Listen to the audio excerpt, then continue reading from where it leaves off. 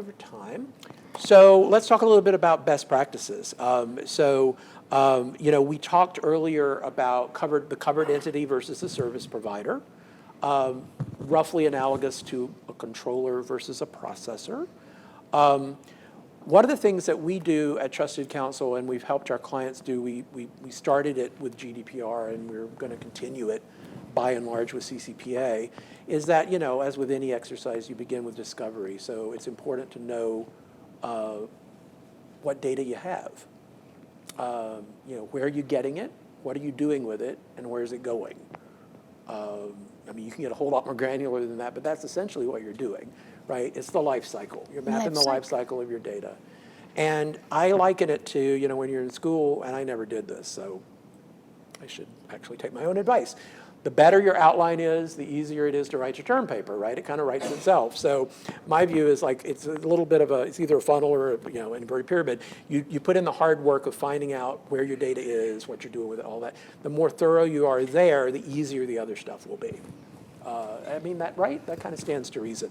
And then, once you've done that, and hopefully it's thorough, then there's certain things you have to do to your outward-facing policies. Those are fairly easy to do because the statute actually the act tells us what you need to do.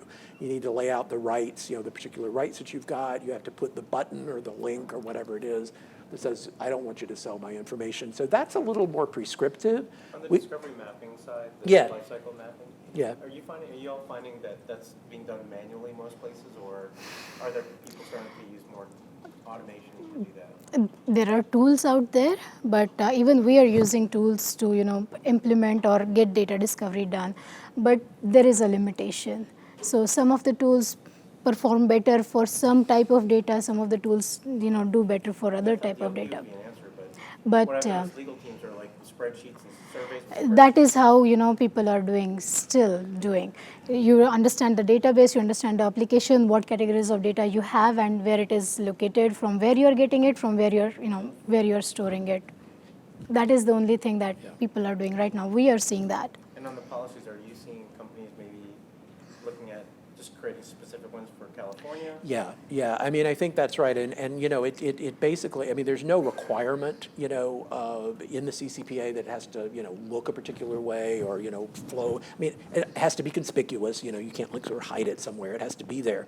So I think you can experiment with various ways of doing it. You can say, look, if you're a California resident, go here, and it could just be at the bottom. It could be a module that you would sort of plug in to it. Right? If you have any HIPAA data, this. Yeah, I think the important thing is that, it's conspicuous, the consumer knows where it is, it's clear, all of that stuff that you're supposed to have in your policies, it can't be too hard to understand.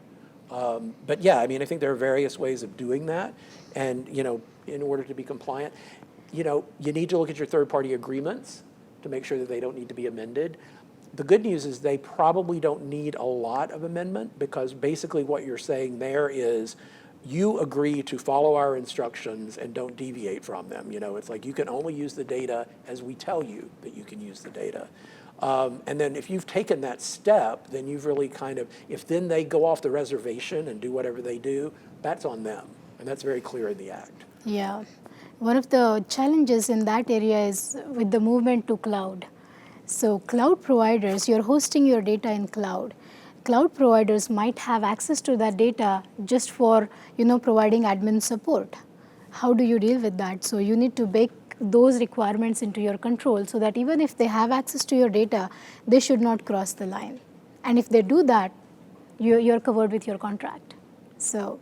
Right. And do you want to talk a little bit about, we're running out of time. So oh, yes. We can talk a little bit about the internal processes that need to be built, and a little bit about reasonable security, which you guys probably know something about this. But yeah. So who knows what reasonable security is? What constitutes reasonable security? The FTC has already kind of defined their own.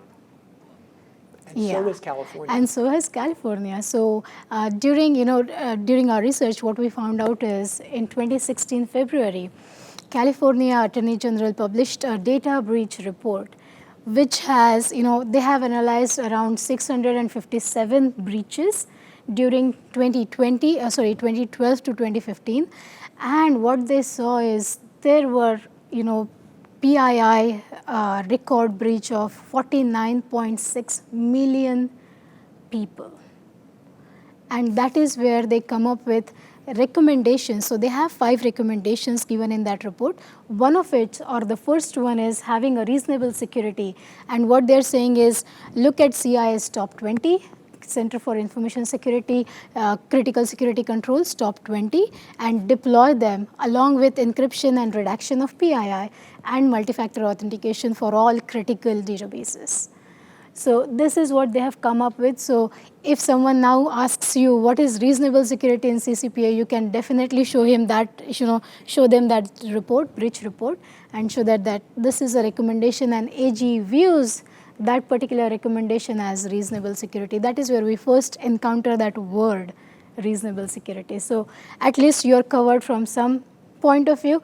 But if you're sitting on a huge volume of data and very sensitive data, I would suggest you to go ahead with a privacy impact assessment, look at your risks, and then select controls from global standards like ISO 27001, and NIST has good set of controls, and adopt them. Do not rely only on the CIS top 20 is what I would say. Any questions on the reasonable security? Okay. And now we have some answer to it, right? Right. Yeah. Talk to your insurance broker, right? Figure if you need to get your coverage refreshed. See what it is. Yes. It's I don't know. I mean, have you guys priced cyber lately? I mean, I don't know if there was a while where it was going down. I don't know if it's going back up again, but I don't know. It took a while to figure out how to price it, so I think it's still pretty pricey compared to some other lines.